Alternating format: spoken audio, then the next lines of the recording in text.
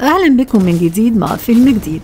بتبدأ أحداث الفيلم في مجلس الجيش البريطاني، وبيقول إن الوقت جه علشان يسيطروا على الهند كلها ويستغلوا أرضها، وبعدها بيبدأوا الهجوم على قلعة صغيرة، وبيستخدموا في الهجوم المدافع، وبيكون جنود القلعة خايفين وبيتراجعوا وبيكونوا على وشك إنهم يستسلموا، لكن بتظهر بنت من جوه وبتقول لهم إن الحرب هتخلص لما يموتوا، وإنهم ما يعرفوش حاجة اسمها الاستسلام. ساعتها قالوا لها الجنود إنهم 100 جندي وبس ومش هيقدروا يتغلبوا على الجيش البريطاني، فردت عليهم وقالت لهم إن قبل 10 سنين كان في محارب اسمه نرسمها، وهو اللي بدأ الحرب لوحده وكان بيدافع عن البلد بكل قوته. وبدأت تحكي القصة، وبنرجع بالزمن شوية لغاية اليوم اللي اتولد فيه المحارب نرسمها. بعد ما الولادة بتخلص بيلاقوا إن الطفل نزل ميت، لكن اللي بيحصل فجأة في الجو برق ورعد في السماء، وبنلاقي إن الحياة رجعت للطفل من تاني. وبعدها بنشوفه بعد ما كبر وبقى عنده 6 سنين، وبتكون عيلته عارفاه بإنه شخص مميز، وإنه كل ما يحصل جفاف للأرض كانوا بيخلوه هو اللي بيروح فوق الجبل ويولع شمعة مقدسة ويدعي علشان ربنا يفرجها عليهم والمطر ينزل. وبعدها بيكون نرسمها كبر وبدأ يعرف أحوال البلد، وكان بيتضايق وبيزعل جدا لما بيشوف الهنود وهم مشنوقين علشان بيحاولوا إنهم يدافعوا عن بلدهم. وبيروح للكاهن وبيطلب منه إنه يسمح له يحارب، لكن الكاهن بيمنعه وبيقول له إنه مش هيقدر عليهم لوحده ولازم يكون في ناس وراك، وقال له كمان إن قوته مش في السيف وإنها بتكون في دماغه. وبعدها بدأ إنه يتعلم ويتدرب على القتال. وفي نفس الوقت ده كانت الهند بتتدمر، والإنجليز كانوا حطوا إيديهم على أرض غنية، وكانت كمان متقسمة ل61 قبيلة، ونرسمها كان موجود في الأرض دي. وبعد فترة بيكون في مهرجان من تنظيم نرسمها، وساعتها مامته بتكون قلقانة أحسن حد يعمل حاجة في ابنها، بس الكاهن قال لها إن ابنها مش شخص عادي، وإنه كبر وفي إيده سيف وفي الإيد التانية كتاب المقدس، يعني بيكون بطل ومحارب قوي جدا مش ممكن حد يقدر يغلبه. وفي نفس الوقت ده بنشوف نرسمها وهو قاعد بيتأمل تحت المية، وبنشوف بنت اسمها لكشمي هتشارك في عرض في المهرجان، وكانت عايزة هي كمان تستجم في المية قبل العرض. ولما بتغطس تحت المية بيتفاجئ ان رسمها قدامها وهو بيبص لها، وبتتخض وبتخرج بسرعة من المية، وبعدها بتفضل تراقبه علشان تعرف عنه كل حاجة. وبعد كده بنشوف زعيم قبيلة من القبائل ال61 واسمه راجو، وده بيكون عايز يبوظ المهرجان، وسلط واحد من رجالته انه يحط مسحوق للتيران علشان تتجنن وتفقد السيطرة. وفي نفس الوقت بنشوف لكشمي وصلت لنرسمها وكان باين عليها انها اعجبت بيه، لكن فجأة بنلاقي التيران اتجننت واقتحمت المكان. ساعتها نرسمها بياخد القوس وسهم بسرعة بيضرب بيها على مكان مليان ألوان، وبيخلي التيران تغير اتجاهها، بس للأسف اللي بيعدي منهم كم واحد بس، والباقي بيكونوا على وشك انهم يدوسوا على لكشمي، بس نرسمها بسرعة بينقذها منهم. وبعدها بياخد حصان وبيطارد باقي التيران لغاية ما بيوصل لحافة الجبل، وكانوا هيقعوا منه، لكن نرسمها بيولع في الزرع اللي حوالين الجبل وبيخلي التيران تنزل من الجبل. وبعد ما بيرجع نرسمها بيمسك الراجل اللي شرب التيران المسحوق ويجننها، وبيعترف على ان راجو هو اللي قال له. وبيكون في مجموعة من الزعماء عايزين يغطوا على الموضوع، بس بيكون في زعيم منهم اسمه فيرا صمم ان راجو لازم يعتذر لباقي الزعماء على اللي عمله، لكن راجو اعترض وحط السيف على رقبته وقال انه يقطع راسه ولا انه يعتذر. ساعتها نرسمها اتدخل وقال ان راجو راجل بيحب شعبه جدا ومش مخليهم محتاجين حاجة، وفي مقابل ده هنسامحه ونسيبه يمشي. ساعتها الناس كلها بتحترم رأيه وبيمشوا، وبعدها بيقرب منه راجو وبيقول له هيجي اليوم اللي هنقذك فيه.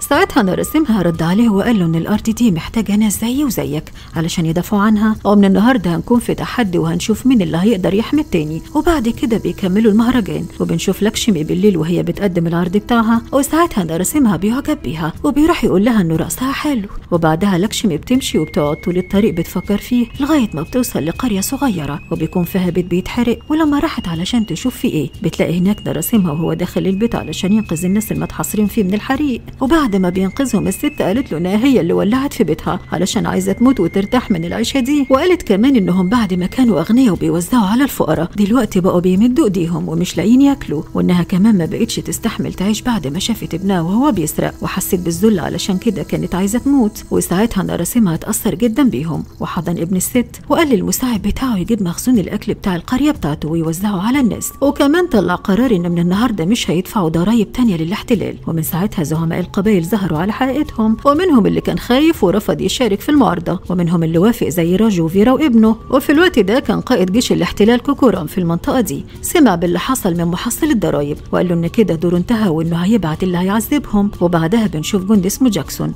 واقف بيعذب في الناس، وفي نفس الوقت بنشوف كمان لكشمي وهي بتقابل نرسمها وهو بيقول لها انه معجب بيها، بس هي بتقول له انه كل ما تقرب من حد بيموت وانها مش مستعدة تتخلى عنه. وبيرد عليها نرسمها وبيقول لها انه مش اي حد، وكمان وكمان لبسها السلسلة بتاعته وقال لها إن حبه هيفضل معاها في كل مكان هتروح له. وتاني يوم بيحصل جفاف في منطقة سيما، والكاهن بيقول له إنه هيدخل المعبد علشان يفضل يدعي. ولما بيدخل نراسمها بيستغرب لأن الطقوس دي مش بيعملها غير المتجوزين. ساعتها الكاهن قال له إن حصل جفاف قبل كده في سيما وهو كان عنده 6 سنين، وطبعا علشان تعمل الطقوس لازم تكون متجوز، علشان كده جوزوه وهو صغير من بنت اسمها سيدهام، وإن جه الوقت علشان الجواز ده يتم بشكل رسمي. وتاني يوم بيعملوا الحفلة وبيعلنوا الجواز. لكن لكشمي كانت مصدومة جدا ومشيت وهي بتعيط لأنها ما كانتش متخيلة إنها هتعيش من غيره، وقررت إنها تنتحر. لكن قدر نراسمها إنه يلحقها ويمنعها. ساعتها لكشمي قالت له إنها كده خلاص حياتها ملهاش معنى من غيره، وإن الموت أرحم لها، وبيرد عليها وبيقول لها إنها عندها موهبة وبتساعد الناس، وإن ما ينفعش إنها تموت من غير سبب،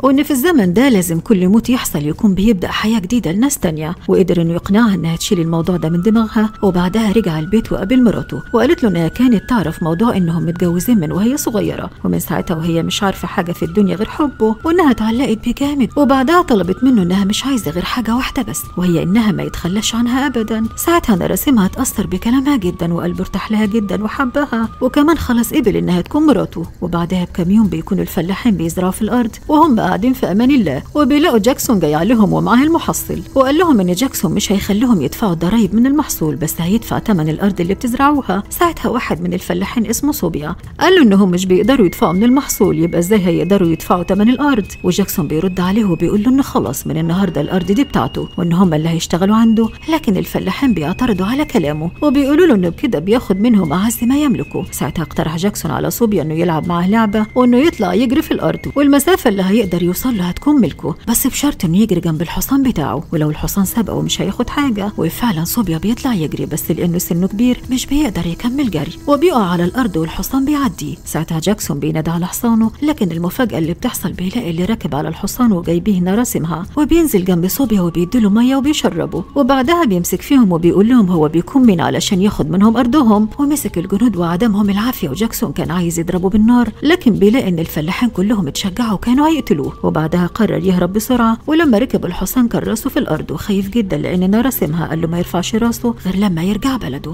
وبالليل بنشوف جاكسون وهو بيفكر في نراسمها بيكون خايف، وكمان حصانه زيه مرعوب. علشان كده جاكسون ولع فيه وقال إنه هيعرفهم معنى الخوف إيه، وأمر محصل الضرايب إنه يكمل شغله في باقي المناطق. ومن ساعتها والجنود بتتعامل بعنف مع الفلاحين وبينهبوا أكتر من الأول، وقدروا إنهم يسيطروا على كل المناطق ما عدا منطقة نراسمها لأنها بقت منطقة مرتاحة وعندهم محصول كتير وأكل أكتر. وفي يوم كانوا هيجوزوا فيها 10 عرايس مع بعض، ونراسمها راح علشان يعمل الطقوس فوق الجبل. ساعتها جاكسون استغل الفرصة وهجم على المنطقة والفلاحين وهم بيحتفلوا، وكان عايز ياخد المحصول كله لكنهم بدأوا يعترضوا. وجاكسون قال إنه مش هياخد حاجة، بس في مقابل ده كل العرايس اللي هتتجوز النهارده لازم تعدي عليه الأول. لكن الناس ساعتها بتعترض ومش بتوافق، وبيقولوا له إنه بياخد المحصول أحسن. وبعد ما الجنود لموا كل حاجة وهم ماشيين بنشوف ابن الست اللي كانت عايزة تحرق نفسها قرب من العربية وأخد شوية أكل ومرضيش يسيبها جاكسون، واتعصب عليها وضربه برجله. لكن في الوقت ده بيطلع كم واحد من الفلاحين وبيعملوا نفس اللي عمله الولد. وبعدها بنشوف نراسمها وهو راجع بالليل وبيلاقي المكان متبهدل جدا، وبيعرف كل اللي حصل وإن جاكسون شنق كل اللي عرضوه وحرق الولد الصغير، وكمان ساب له رسالة إنه يروح له لغاية عنده ويبوس على رجله ويعتذر منه. لكن نراسمها ساعتها وهو متعصب جدا ومتضايق طلب من كل الناس إنهم ينشروا خبر إنه هيقابل جاكسون وهيقتله، وإنه لازم كل الناس تكون هناك وتتفرج. وبعدها الناس كلها اتجمعت حوالين القصر بتاع جاكسون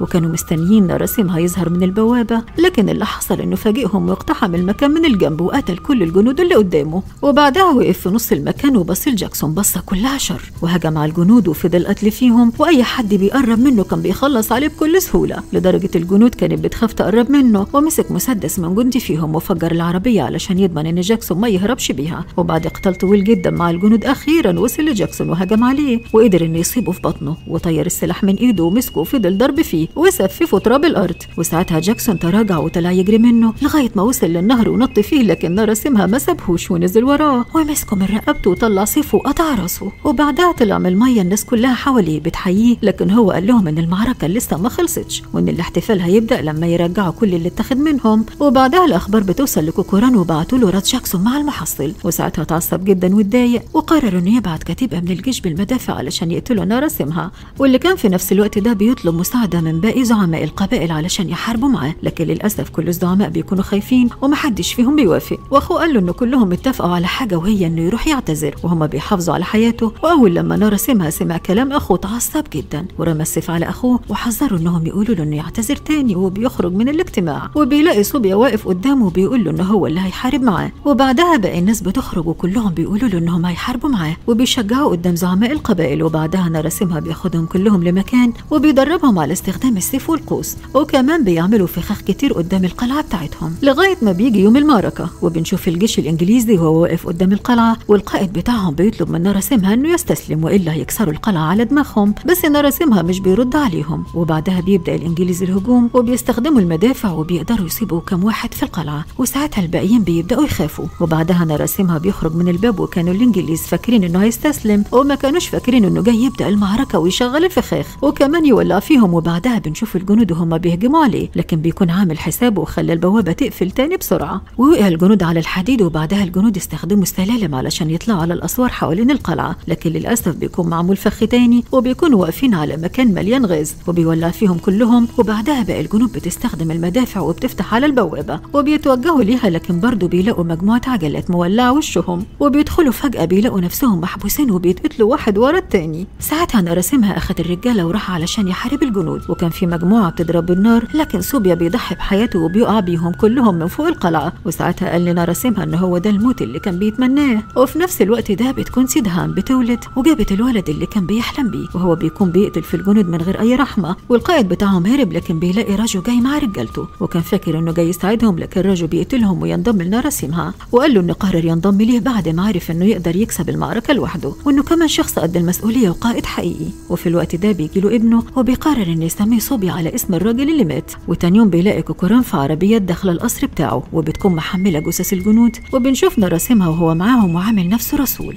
وبيقول له على الرساله اللي جايه منه، وقال له فيها انه بيحذرهم بقربه من منطقته مره تانيه، وقال له كمان انه ينقي جنوده اقوى من كده علشان تحارب بدل من الجنود اللي هربت زي الحريم. وساعتها كان في رسام بيرسم صوره ليها علشان هما ما كانوش يعرفوا شكله، ولما كوكوران دخل شافها اتصدم وعرف انه كان بيضحك عليهم، ولما خرج علشان يشوفوا ملقاش حد وبص في الرساله لقاها فاضيه.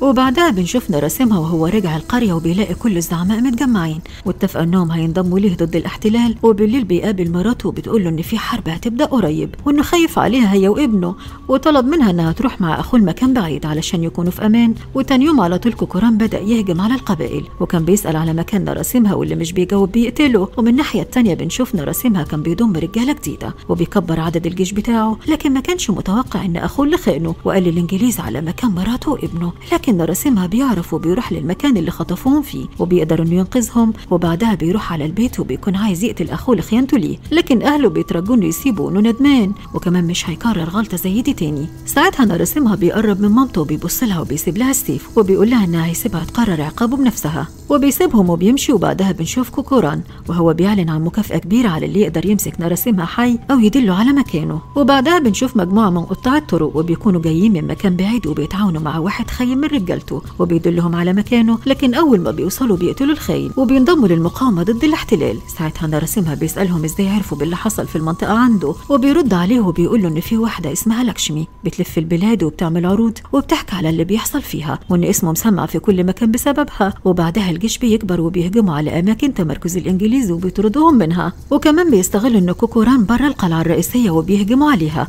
وكده بتكون رجعت لهم المنطقة من تحت إيد الاحتلال. وبالليل بنشوف نراسمها وهو بيجمع عيلته في القلعة، وراجو بيكون واقف جنب باسي زعيم قبيلة تانية وبيقول لراجو إن مش موافق إن نراسمها يكون ملك عليهم. وبعدين بيخرج باسي وبيخرج وراه وبيقول له إنه كان مستني واحد زيه علشان يقول له على اللي في دماغه وإن في ناس كتير تانية معاهم وهيساعدوهم، وبيخططوا هما الاتنين إنهم يقتلوا نراسمها وعيلته كلها. وبيكون كوكوران وعدهم إنه هيديلهم المنطقة يقسموها على نفسهم. وبعدها بنشوف بعد ما الكل بينام وبيبدأوا خطتهم وبيوصلوا لأوضة الحكم، لكن مش بيلاقوا نراسمها هناك. وهنا بنعرف إن البطل ده كان فخ عمله مع راجو علشان يكتشف الخاينين. وبعدها راجو بيقتل باسي ونراسمها بيقول إن لسه في خاين كمان وإن مرضيش يقتله وهو بيكون ابن فيرا، وبيقول لفيرا إنه هيسيبه هو اللي هيحدد عقابه بنفسه. ساعتها فيرا قال إن كل الخونة يستحقوا الموت وطلع سيفه وكان على وشك إنه يقتل ابنه، لكن نراسمها أخذ منه السيف وقال له إنه هو اللي هيعملها مكانه علشان هو مش هيقدر. وبعدها فيرا خرج وهو وهو منهار. وتاني يوم كوكوران عرف إن كل الخاينين اتقتلوا، وبدأ إنه ينفذ خطة جديدة وجاب كمية كبيرة من القنابل على سفينة، وبعدها قدر إنه يوصل للكشمي بعد ما عرف إن لها دور في المقاومة، وعرف كمان إنها حبيبة ناراسيمها وخدها على السفينة وقال لها لو مش عايزة القنابل دي كلها تولع في حبيبك لازم ترقصي من غير الهدوم. ساعتها لكشمي افتكرت كلام حبيبها لما قال لها إن لازم كل موت يبدأ حياة جديدة لشخص تاني، وبدأت ترقص، وكانت بتخطط إنها تضحي بنفسها وبتولع في كل المتفجرات وبتدمر السفينة، وبتقدر كمان إنها تقتل أكبر عدد من الجنود. وتاني يوم ناراسيمها بيعرف وبيروح على المكان وبيلاقي جثة لكشمي محروقة، وبياخد السلسلة بتاعته وبيقرر إنه هيقوم بالحرب الأخيرة ضد الإنجليز. وفي نفس الوقت ده كان مجلس الإنجليز اتفقوا إنهم هيهجموا بكل قوتهم، وبعدها بنشوف الجيشين وهم متجمعين في أرض المعركة والحرب بتبدأ، والجيش الإنجليزي بيضربهم بالمدافع لكن مش بيتهزوا، بيكملوا الهجوم،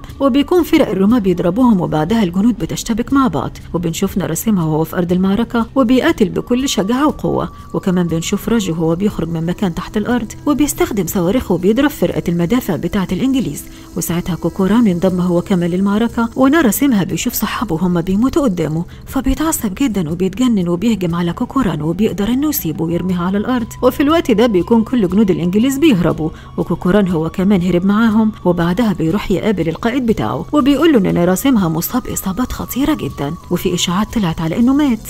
ساعتها القائد قال له خلي الناس كده مش عارفة حاجة لغاية اليوم اللي المفروض فيه ناراسيمها هيولع فيه الشمعة المقدسة، وساعتها هو هيتصرف. وبعدها بنشوف القائد الإنجليزي وهو بيقابل الزعيم فيرا، وبدأ يستفزه بالكلام ويقول له إن إزاي يقتل ابنك ويسيب أخوه عايش، وهما الاتنين كانوا خاينين، ولعب في دماغه وخلاه ينقلب ضد ناراسيمها. وبعدها بيجي اليوم المنتظر وناراسيمها بيطلع الجبل، وكان هو وفيرا لوحدهم وبيبدأوا الطقوس، لكن ما كانش ناراسيمها عارف إن فيرا حاطله السم في الأكل، وشاف كمان إن مراته موجودة وبيروح علشان يسلم عليها، لكن فجأة بيضخ ومش بيلاقي السيف بتاعه، وبيشوف فيرا وهو واخد السيف ونازل من الجبل، وساعتها عارف ان ده فخ اتعمل له. وبعدها وجه مراته لطريق تاني علشان تهرب، ورجع علشان يولع الشمعة علشان الناس كلها تعرف ان هو لسه عايش ويدي لهم امل. لكن الجنود الانجليز بيحاصروه وبينزلوا فيه ضرب، لكن ناراسيمها مش بيتأثر بالضرب وبيرميهم كلهم على الارض، وبيقدر انه يولع الشمعة، لكن بعدها بيتقبض عليه. وفي نفس الوقت ده فيرا وهو ماشي بيتفاجئ بابنه وهو جاي عليه، وبيعرف منه انه لسه عايش وان ناراسيمها ما قتلوش، وساعتها فيرا من كتر ندمه بيقتل نفسه. وبعدها بنشوف ناراسيمها وهم واخدينه للمحاكمة وبيحكموا عليه بالإعدام قدام الناس، وبعدها بياخدوه لمكان التنفيذ، وكانوا مسلسلينه في كل مكان في جسمه ووقفوه قدام حبل المشنقة. وساعتها ناراسيمها قال للناس انهم يرفعوا راسهم ويمسحوا دموعهم، وانهم يراقبوا بفخر علشان اللي هيحصل دلوقتي هيفتح لهم طريق للحرية، وان من النهارده مش عايزهم يفكروا غير في الطريق ده. وقال لهم كمان ان الهند بلدهم وارضها بتاعتهم، وان مفيش حد هيقدر يستبعدهم. وساعتها الناس كلها بدأت تحييه، ومن شدة صوتهم عملوا عاصفة ضربت المكان، وجه الوقت اللي الحبل اتلف على رقبته، بس مش هتحصل له حاجة وهيقدر انه ينط في الهواء ويتخلص من الحبل. واخد سيف من الجنود وبدأ يقتل فيهم واحد ورا التاني، بس بيجي جندي من وراه وبيقطع راس ناراسيمها، لكن بيقدر باقي جسمه انه يكمل قتال ويقتل كوكوران، وبعدها بيموت. العالم كله حس انه مات، لكنهم ما كانوش زعلانين لانه قبل ما يموت فتح لهم طريق للحرية. ولحد هنا بيخلص فيلمنا، استنونا في افلام تانية جديدة، وسلام.